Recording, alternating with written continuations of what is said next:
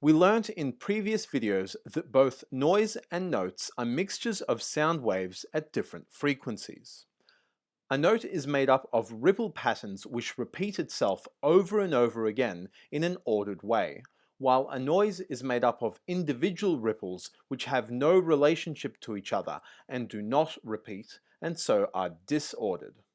So then, do drums create a note or a noise?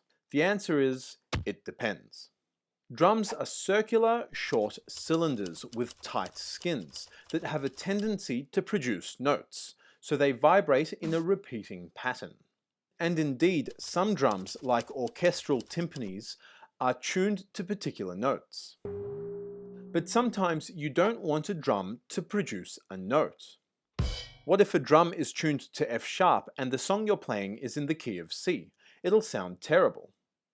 So often we just want drums for their rhythmic elements and not for their melodic elements.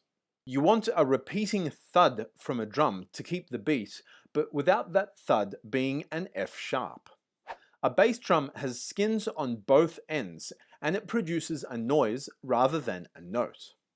And the way you prevent it from producing a note is by tuning the skins to different notes.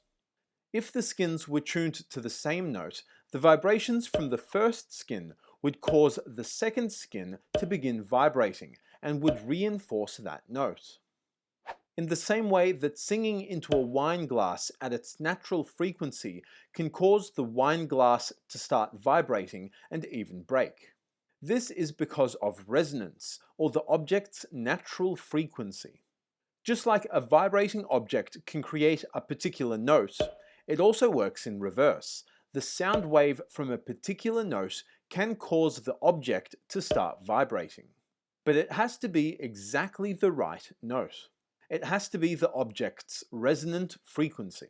This can also be seen by pushing a swing at its natural rhythm and gradually amplifying the size of the swinging with relatively little effort.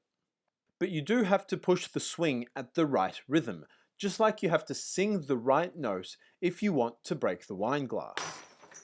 But by tuning the two skins of the bass drum to different notes, we avoid this. The drummer hits one skin, which starts to vibrate the air inside the drum, but because the skins are tuned to different notes and therefore vibrate at different frequency, they don't reinforce each other.